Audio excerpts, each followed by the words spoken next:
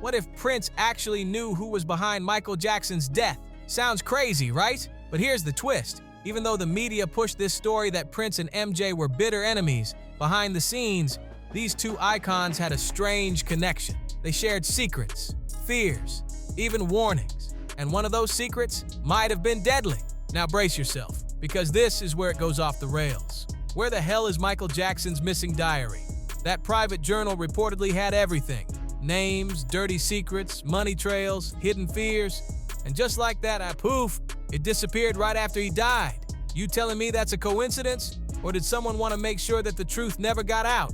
Let's break it all down, especially what Prince might have known before his own mysterious end. So, Michael died in 2009, just 50 years old, while rehearsing for his huge This Is It tour. The official story? He overdosed on propofol and benzodiazepines, drugs given to him by his personal doctor, Conrad Murray. But just weeks before all that went down, MJ was secretly writing a private diary, and what's inside is wild. In those hidden pages, Michael confessed that what he really wanted wasn't just fame. He wanted to be immortal, not just remembered for his music, but turned into a movie legend, a full-on big-screen icon. He dreamed of having his life turned into a Broadway play and becoming the first-ever entertainer billionaire, acting, directing, running the whole show. But that's not all. MJ opened up about his full dependence on Dr. Conrad Murray, the same guy later blamed for his death. Michael trusted him to give him the meds that helped him sleep. That detail alone is chilling. He also wrote about launching his own empire, with soda, cookies, and a whole line of MJ merchandise. He was aiming for $20 million a week. No joke. He even considered massive Cirque du Soleil shows and big-time brand deals with companies like Nike. But here's where it gets really dark. In his own handwriting, MJ said he was being stalked, that someone was after him.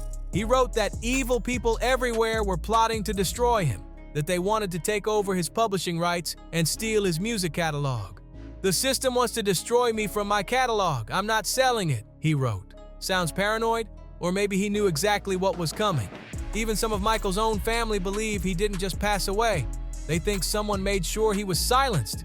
His sister LaToya, she didn't hold back. She flat out said there was something off about his death, and that Dr. Conrad Murray, just a convenient fall guy. According to her, Michael knew people were after him, all because of his legendary music catalogs. And guess what? Prince was in the exact same battle. The moment he started demanding control over his own music, things got ugly. Industry execs began blocking him, pressuring him, and trying to wear him down. He wasn't having it, so what did he do? He took that fight public, showing up with the word slave written across his face like a warning sign. Prince said Warner Brothers had locked him down. They didn't just control his music, they owned his name too. That's why he flipped the script and changed his name to a literal symbol. For years, people called him the artist formerly known as Prince, or just the Symbol. That move wasn't for attention, it was a silent war against the machine. Prince even went on record in interviews like one with Paper Mag where he explained the whole thing. He said, "I wanted to buy my masters back from Warner Brothers. They said no way, so I'm going to re-record them, all of them. Now you'll have two catalogs with basically the same music, except mine will be better. You can either give your money to WB or to NPG. You choose." He was serious about this battle. So when you think about it, Prince and Michael weren't just two legends fighting for their legacy. They were possibly battling the same powerful forces, and you better believe they talked about it behind closed doors. Now, yeah, some people swear Prince and MJ were enemies and can't imagine them having deep convos like that. But don't forget, the media loved playing up that rivalry. It started way back in 1985, when Michael invited Prince to join the We Are the World charity track. Prince said no. Then, in 1987, MJ wanted Prince to sing and appear in the music video for Bad. Prince turned that down too, and the role ended up going to Wesley Snipes instead. Back when MJ was working on his 1988 Moonwalk memoir, he didn't hold back when asked about Prince. He flat out said he didn't like the guy, not just because of competition, but because of how Prince treated him. Michael said, "I have proven myself since I was real little. He feels like he's my opponent. I hope he changes, because boy, he's gonna get hurt. He's the type that might unlive himself or something." That's some serious tension right there. MJ also said Prince was out-of-pocket rude to his whole family. He was so rude, "One of the rudest people I have ever met," Michael said. "Prince is very competitive. He has been very mean and nasty to my family. That's not shade, that's a full-on call-out." But the wildest story? It came from David Z, a former sound engineer who said things once got heated over a ping pong game. Yeah, for real. According to David, MJ once stopped by to visit Prince at a studio in LA. Somehow, the two ended up battling it out over ping pong, but it turned ugly fast. Prince reportedly started mocking MJ during the game, shouting things like, "Come on, Michael, get into it." And even, "You want me to slam it?" It wasn't just a game, it was pure ego. Michael, clearly uncomfortable, dropped the paddle and raised his hands like a shield so he wouldn't get hit by the ball. Then he walked out with his bodyguard. But Prince? He didn't stop there. David says Prince strutted around like a peacock afterward, laughing and saying, "Did you see that? He played like Helen Keller." It was straight up petty and cold. And that's not even the end of it. In an interview with Esquire, Rolling Stone's editor Steve Knopper shared a story he got from Will.i.am. So here's what went down. In late 2006, Prince was doing a Vegas residency, and MJ was also living in Vegas at the time.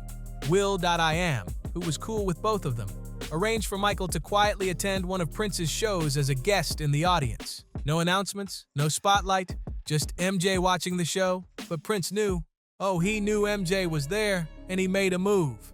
At one point in the show, Prince walked right off the stage and into the crowd, with a giant bass guitar in his hands. Prince knew exactly where MJ was sitting in that Vegas crowd, and he made sure everyone felt the tension.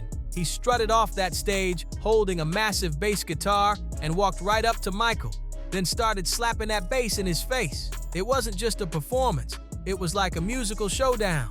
Aggressive, loud, and straight up disrespectful.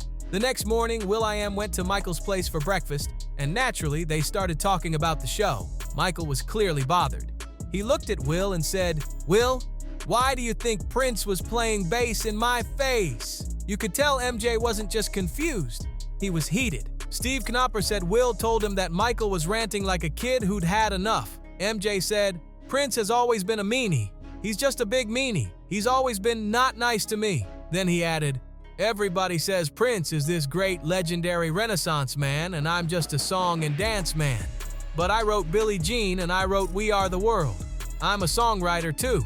That right there was MJ defending his legacy, and you could feel the frustration boiling over. But where did all this start?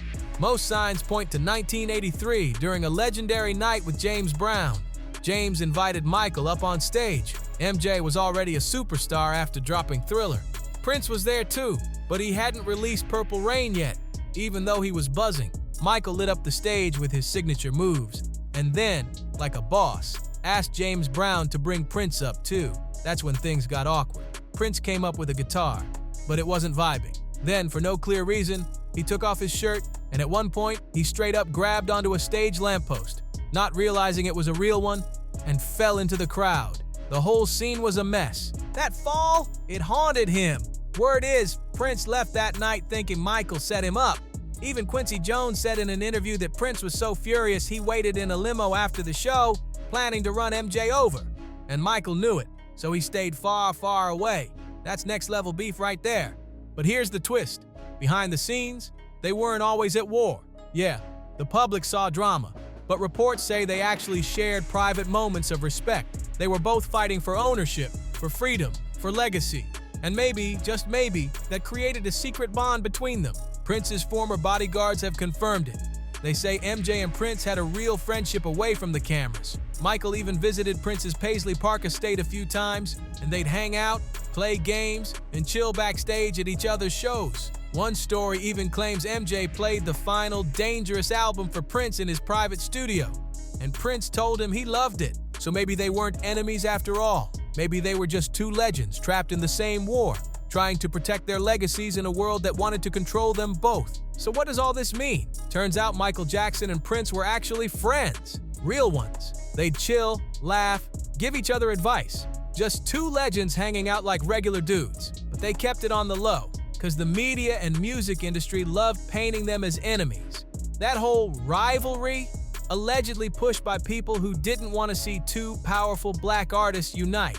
Prince even admitted that MJ used to call him up and drop serious career advice. He called Prince a legend, straight up respected his work. And when Michael died, Prince didn't shrug it off. It hit him hard. He even started performing MJ's classic Don't Stop Till You Get Enough at some of his shows, paying tribute in his own way. Tavis Smiley, who was tight with Prince, said Prince was deeply affected by MJ's death. In a 2016 interview with Extra, he talked about how shaken Prince really was. And that makes you wonder, did Michael open up to Prince more than we ever knew? Behind the flashing lights, sold-out shows, and screaming fans, these were two men who were trying to say something. And maybe Prince heard it loud and clear. Maybe he knew what was headed Michael's way. And maybe, just maybe, he knew something was coming for him too. Because let's not ignore the facts. Both their deaths were suspicious as hell. Michael died just days before a massive comeback tour. Prince, people said he was in top shape, then suddenly gone from an overdose? Something about that just doesn't sit right. So here's the real question. Why did so many people close to them say they looked scared in their final days? Who had something to gain from keeping both of them silent forever? And if MJ left behind a secret diary that vanished, could Prince have done the same? Could he have left a message hidden somewhere? A warning? A clue? Something? It's clear they saw the storm coming, and I wouldn't be shocked if they talked about exactly who they feared most. Now it's your turn. Drop your thoughts in the comments. What do you think really happened to Michael and Prince? And who do you believe was behind it all? And don't forget, like, share, and subscribe to Juicy Scoop TV for more stories they don't want you to hear.